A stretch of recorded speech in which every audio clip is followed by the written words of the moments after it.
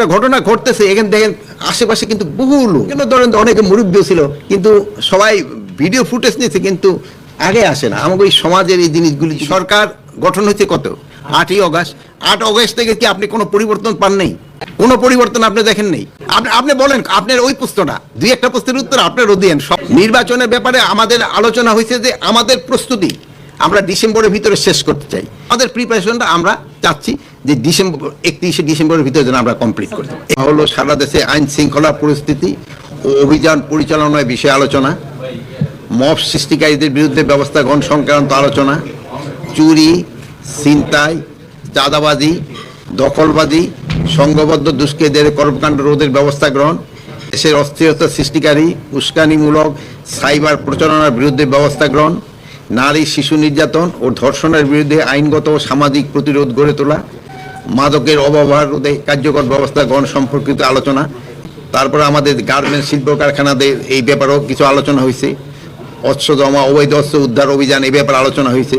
আসন্ন জাতীয় সংসদ নির্বাচন উপলক্ষে আইন শৃঙ্খলা পরিস্থিতি সংক্রান্ত আলোচনা, জুলাই হত্যাকাণ্ডের শহীদদের মামলা রেকর্ড ও তদন্ত অগ্রগতির বিষয়ে আলোচনা, এই ব্যাপারে নারী ও শিশু বিষয়ে এইগুলি আলোচনা হয়েছে। আপনাদের কাছে বেশি আলোচনার বিষয় ছিল হইল যে আমাদের যে একটা এই রাজধানী মিটফুডে যে একটা ঘটনা ঘটছে, এটা খুবই একটা দুঃখজনক ঘটনা এবং খুবই একটা দুঃখজনক ঘটনা।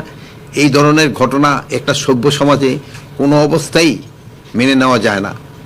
তো এইটার ব্যাপারে আমাদের সবচেয়ে বেশি আলোচনা হয়েছে। এই ব্যাপারে আমাদের যা একটা ডিসিশনের মধ্যে হয়েছে, রাজধানীতে মিটফুডে যে চাঁদা না পেয়ে ব্যবসায়ীকে নারকীয় হত্যাকাণ্ডের ঘটনাসহ দেশব্যাপী সম্প্রতিকালে যেসব হত্যাকাণ্ড ঘটেছে, এসব হত্যাকাণ্ডে জড়িত সবাইকে আইনের আওতায় আনতে বর্তমান সরকার বদ্ধপরিকর।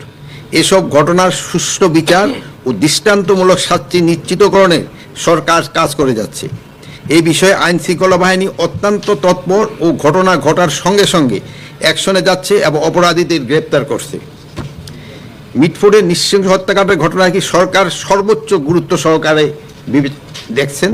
এই হত্যাকাণ্ডের দায়েরকৃত মামলায় প্রাথমিক তথ্য বিবরণীতে উল্লিখিত 19 জনের মধ্যে ইতিমধ্যে 7 জনকে র্যাব, সেনাবাহিনী এবং পুলিশ গ্রেপ্তার করেছে। ঢাকার বাইরে গোয়েন্দা দল বিভিন্ন জায়গায় অভিযান চালিয়ে অবশিষ্ট আসামিদের গ্রেপ্তারে কাজ করে যাচ্ছে। বুধবার সন্ধ্যার ঘটনার পরেই ঘটনাস্থল থেকে পুলিশ কর্তৃক মঈন ও সেনাবাহিনী কর্তৃক তারেককে অস্ত্রসহ গ্রেপ্তার করা হয়েছে। গতবার শুক্রবার বিকালে আরও 2 জনকে গ্রেপ্তার করা হয়েছে। তাছাড়া শুক্রবার রাত্রেও 1 জনকে গ্রেপ্তার করা হয়েছে। গতকাল শনিবার রাতে এই ঘটনায় ডিবি আরও 2 জনকে গ্রেপ্তার করেছে। সব মিলে এই ঘটনায় এই পর্যন্ত 7 জনকে গ্রেপ্তার করা হয়েছে, যাদের মধ্যে 6 জনকে ভিডিও ফুটেজ শনাক্ত করা হয়েছে। তদন্তে আরও আসামি পাওয়া গেলে তাদেরও আইনের আওতায় আনা হবে। এই বিষয়ে ডিবি টিম সক্রিয়ভাবে কাজ করে যাচ্ছে।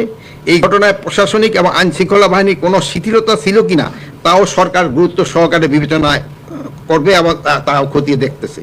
উল্লেখ্য যে এই হত্যাকাণ্ডের বিচার দ্রুত বিচার ট্রাইব্যুনালে নেয়ার পদক্ষেপ নেওয়া হয়েছে। ইতিমধ্যে খুলনা হত্যাকাণ্ড 1 জনকে গ্রেপ্তার করা হয়েছে। সরকার এই মর্মে বিশ্বাস করে অপরাধী যে দলেরই হোক না কেন, সে যে কোনো দলেরই হোক না কেন, কোনো রাজনৈতিক অথবা অন্য কোনো পরিচয়ে কাউকে ছাড় দেওয়া হচ্ছে না এবং ভবিষ্যতেও দেওয়া হবে না। কোনো অপরাধীকে পুলিশ প্রশ্রয় দিবে না। সামাজিক অস্থিরতা, অসহিষ্ণুতা, নৈতিক স্খলন প্রকৃতির কারণে সমাজে অপরাধ প্রবণতা দিন দিন বৃদ্ধি পাচ্ছে।